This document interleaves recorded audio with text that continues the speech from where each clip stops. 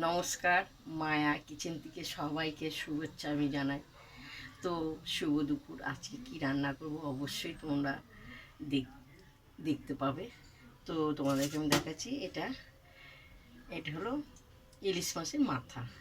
ঠিক আছে, ইলিশ মাছের মাথা দিয়ে এক পিসই আছে মাথা।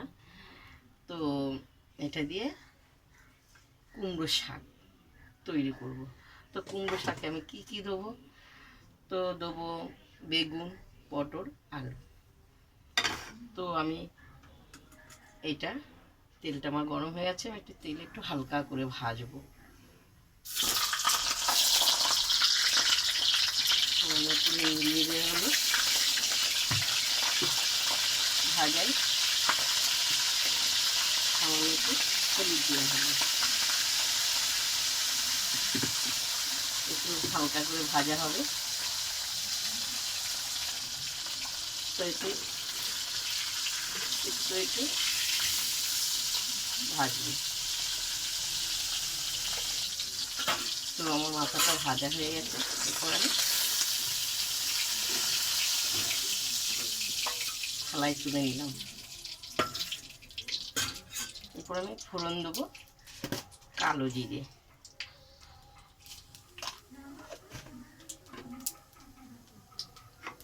এবার সব একসঙ্গে আমি ভালো করে ভাজবো। তো পটলটা দিয়ে দেওয়া হলো, আলুটা দিয়ে দেওয়া হলো,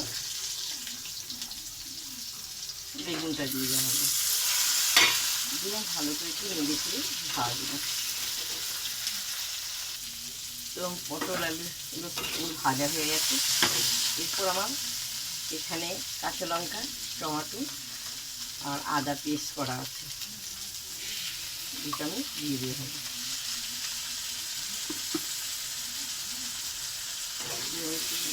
নাড়বো। এরপর আমি নুন দেবো, পরিমাণে যতটা নুন দিয়ে দিলাম। তো একটু হলুদ দিয়ে দিলাম।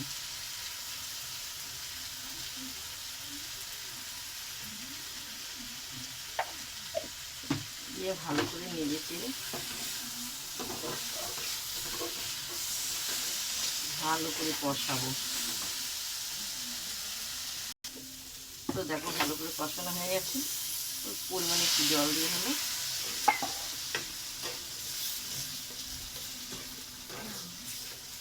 ইলিশ মাছের মাথা দিয়ে খুবই সুন্দর লাগে। এরপর আমি শাকগুলো দিয়ে দেবো।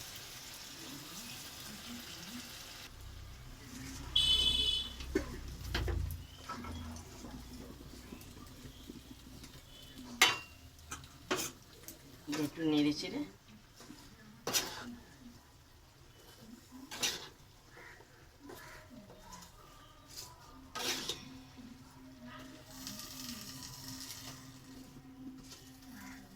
নেড়ে চেড়ে দেওয়া হলো। 10-20 মিনিট ঢাকা থাকবে।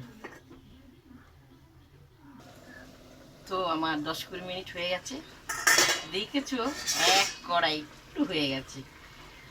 তো এবার আমি মাছের মাথাটা দিয়ে দেবো,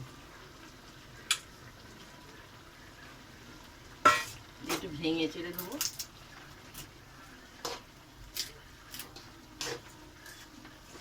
সুন্দর লাগবে খেতে।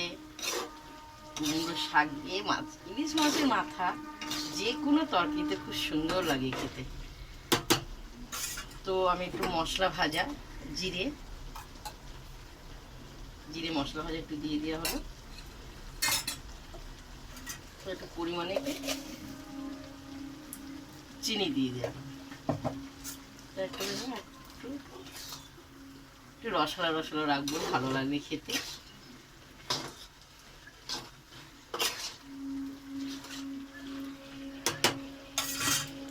10 মিনিট ঢাকা রইল। তো আমার 10-20 মিনিট হয়ে গেছে। আমার কুমড়োর ইলিশ মাছের মাথা দিয়ে শাক পুরো রেডি হয়ে গেছে। একটু খেয়ে দেখবো কেমন। ঠিক আছে, খেয়ে দেখছি।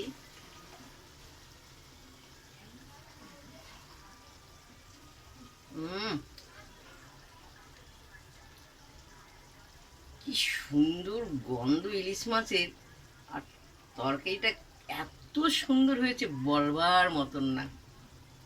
আহ, শুভ দুপুর। সম্পূর্ণ রান্না তোমাদেরকে দেখিয়েছি। কারা কারায় এই কুমড়োর ডাঁটা শাক দিয়ে ভালোবাসো ইলিশ মাছের মাথা, সম্পূর্ণ লিখে পাঠাবে দিদিভাই রান্নাটা কেমন হয়েছে।